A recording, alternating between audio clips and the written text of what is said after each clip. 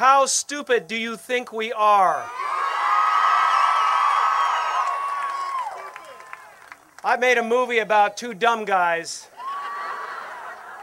but nobody's this stupid. Turn around and face the media, please, and I'll join you and show them and show the world the reason we're here today. These children are trying so hard to show us how to live in a cleaner world. These kids are here for a reason, to teach us to eat better, clean up the air, get rid of toxins, because they can't survive. I know, I really do know that this is their main purpose, and I pray that we all start to wake up and collectively change this world into the new world our kids are working so hard to create.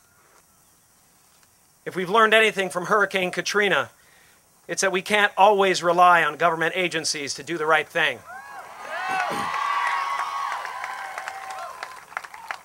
Oftentimes, they will avoid the obvious cause of a problem if the solution is inconvenient. And I certainly wouldn't trust the drug companies to regulate themselves.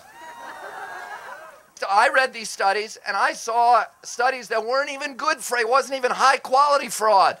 You see the press here and all there, not a single member of this press corps, I can guarantee you, has ever read any of those studies. It has not happened.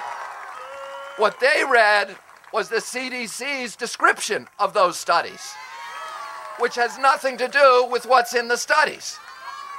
And ultimately, the American press has completely let down our democracy. We have, as a nation, gotten used to quick sound bites. We have 24-hour news on 24 stations. So they go to organizations that put together the news stories for them. The NIH on its website, and most government agencies now on their websites have prepackaged stories put together. The industry does the same thing. The pharmaceutical industry puts together stories for the industry to run so that any of the networks can pick up a story on immunization that's been put together by the people who have a specific opinion. And reporters are simply being lazy. They're not doing their job. They're taking for granted that somebody from the government's being honest with them. And how many times have we seen somebody from the government have an opinion or a position that turned out to be wrong?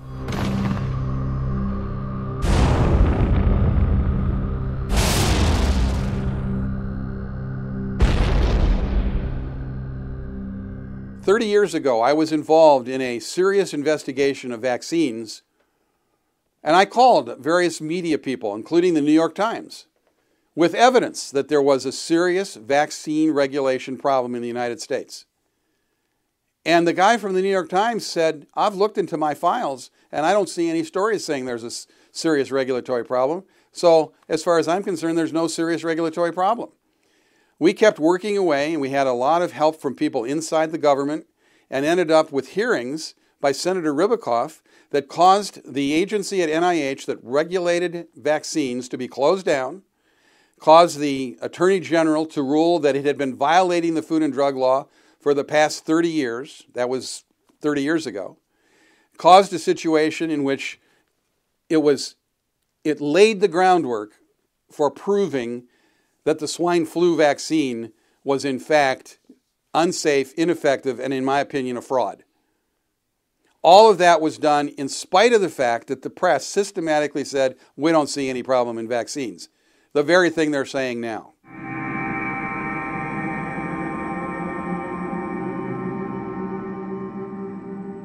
There was a recent study in 2008 looking at the relationship between children who had gastrointestinal symptoms and autism, and those children who just had gastrointestinal symptoms, to identify whether or not the measles vaccine was related to their development of autism. Now, this was a very small sample size. 25 of the children were in the study group, 13 were in the control group. They made it out to be that this study was definitive evidence that there is no link between vaccines and autism. Now, anyone who knows anything about statistics and studies knows that 38 children is not a sufficient number of children to study to make any definitive conclusions about. And you also have to look at who did the study, and those bits of information don't come out into the public.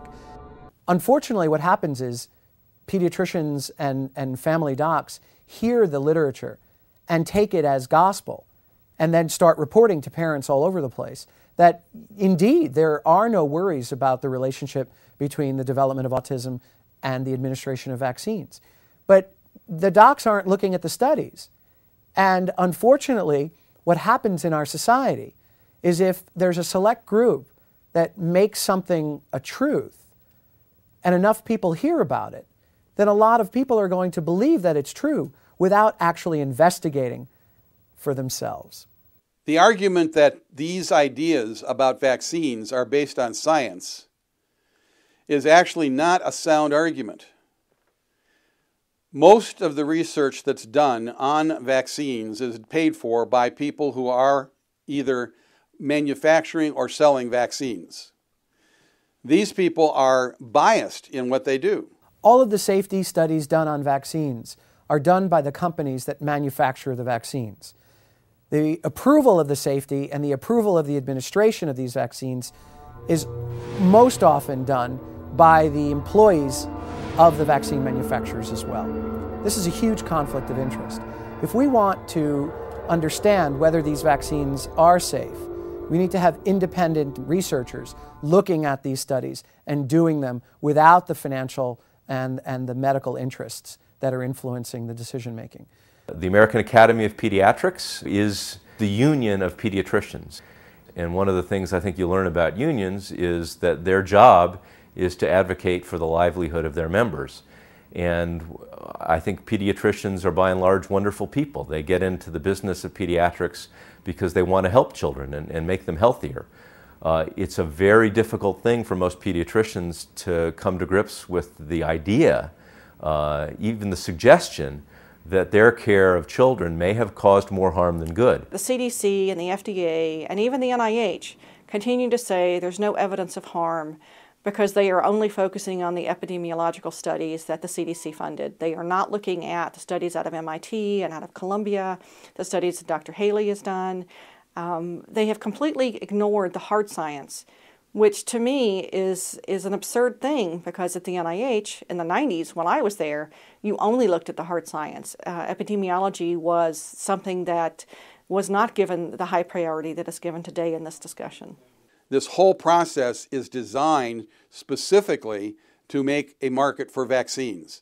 And behind it all is Merck Sharp and Dohme as one of the major forces, Merck now, who's gotten hundreds of millions of dollars from the federal government to create vaccine production, distribution, and collect billions of dollars in selling those products.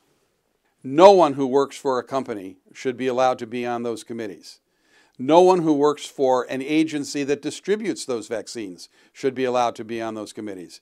And when the federal agencies are there, they should be counterbalanced by people who are in fact seriously concerned about vaccine safety. People who are elected to office, who are selected to committees, are often given donations for their campaigns, are often given salaries by the companies that have a vested interest in policies and legislation being passed that mandates vaccines to our children. The public doesn't want to believe this, but we need to, because there is a conflict of interest, because many of the legislators and many of the scientists who are operating supposedly in our best interest are being given money, either in campaigns or in salaries, to support the continuation of the vaccine program. We had a lot of conversation at the committee level with doctors who were doing research in vaccine injury.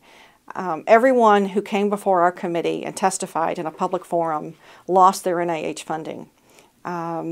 Many of them had to, change academic institutions, and their funding dried up. That's an important conversation that really has not taken place in the public yet. So what you see in the face of good science and rigorous research and courageous people is that the right kind of scientific behavior is punished. And by contrast, the people that are out there feeding the propaganda machine with sloppily designed studies that exonerate mercury, that exonerate vaccines, that exonerate the fact that there's even an epidemic, The people that do that work, I can tell you, that's horrible work. It's poorly designed, it's sloppy.